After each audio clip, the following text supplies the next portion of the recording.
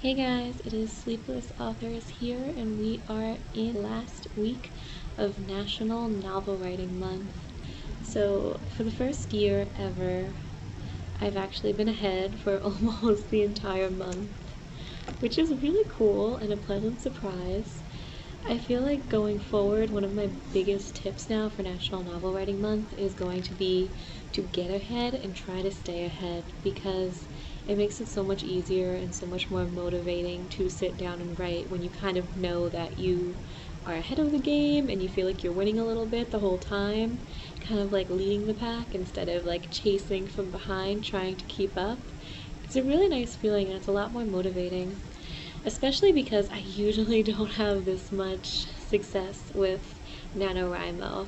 So last year, 2017, I had just moved in the last couple days of October, and I was just in this brand new apartment surrounded by boxes, and I did attempt to do National Novel Writing Month, even though I knew it wasn't the best time because I also was doing grad school applications and all this crazy stuff. But I figured I would try anyway, but I ended up only kind of doing a couple days before completely falling off the wagon. And since I wrote less than 10,000 words, I didn't even list the book on the website. I was just like, no, this year is not gonna happen. I was also extra busy with work at the time, but I feel like one of the main morals of National Novel Writing Month, and something that we can all learn from, whether it's work or school that we're dealing with, or both, or any other kind of circumstance that keeps you from your writing, is that you just have to find ways to overcome it. Because frankly, other than the moving, I am not that much busier this year than I was last year, but this year I'm making the time to write and really forcing myself to write, and it's getting things done. I'm usually a huge fan for that whole force it, get your words in, you just gotta make time to write, even if you're not in perfect creative mode. And I do stand by that, but there was one time this month in this very room where I actually got in the zone with writing, and that, honestly, it only happens a couple times a year for me. I wish it happened more, but I got in the zone. I wrote nearly 3,000 words, and it was just a crazy day. I felt like I hit a home run in the World Series. It's kind of magical to get into that flow state, so I understand why so many writers feel like they can only write when they're in that flow state. There's a lot of different tips out there on how to maintain it. Some people say that you should stop before you've kind of run the flow out completely. Other people say that going for a walk out in nature can help, but sometimes it's just really cold or you're just a little bit too busy to make time for both writing and a nature walk. So I can understand how those aren't always foolproof solutions, which is why I usually fall back on discipline and just, forcing yourself to write no matter what's happening in your life or what's going on. So, in line with that, I think that getting out of your natural habitat can make it a lot easier to make the most of your writing time. I know a lot of writers have a very firm belief that I need to be in my space, I need to be at my computer, in my comfortable chair with my fuzzy slippers, or whatever little creature comfort that you really like. And I used to be like that too. I had a chair, I had a very specific computer. I had a desktop computer, so that's not going anywhere. But I was really inflexible at one point, and thus I didn't do all that much writing. The other benefit is that sometimes it's just easier to focus when you're out of your natural habitat. So look, this is a conference room that isn't in use right now. It's comfortable. It's not the coziest place ever, but frankly, I have not done so great on the weekends. This NaNoWriMo, I never do that great on the weekends. I'm always like, yeah, it's the weekend, I'm gonna write, I have free time, this is amazing. And then I will sit for 3 hours and write 1,000 words or less. So being in a different spot actually really helps me.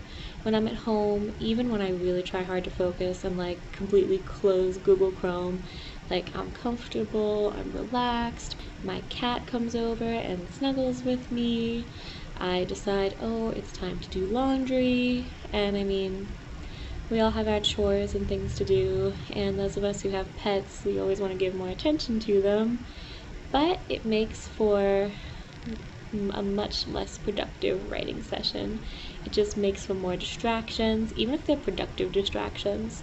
Like when I'm at home, I will like go do the dishes, go do laundry. I'll be like, oh, I need to clean out my medicine cabinet that's full of hairbands and makeup. I don't need to do that. I didn't need to do that right then, but I do it because I'm procrastinating.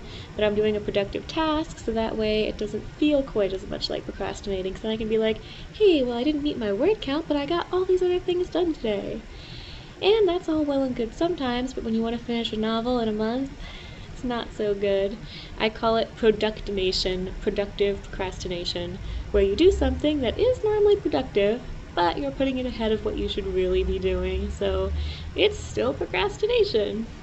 Wherever you are in your book, just try to keep pushing forward. Being ahead for me has helped a lot, but even though I always try to go in with a plan, the book has definitely changed. So this book was originally supposed to just be a romance. It was going to be a slightly sci-fi, kind of more contemporary romance. But now, as I've been writing it, it's become a lot more focused on morals, problems with medicine and higher education, and the romance has kind of really fallen to the side. But frankly, I'm okay with that, because I feel like what I'm coming up with is something, I don't want to say something with more meaning, because there are some fantastic romances out there, and I enjoy reading them, I enjoy writing them. I've written a lot of romantic stuff, but it's kind of nice to have that to be a much smaller subplot than I usually do. So usually like my mental equation for a book is going to be 50% like fantasy or sci-fi, whatever genre that I'm doing, and then another 50% romance. I try to get like an even half and half. Whereas like in this story, it's like completely shifted. It's maybe like 10 to 15% romance and the rest is all like hardcore plot and, you know, social criticism and commentary and all that kind of stuff. But I feel like for this particular story, it makes a lot more sense. Like I actually kind of started a very rough outline for this project back in 2015.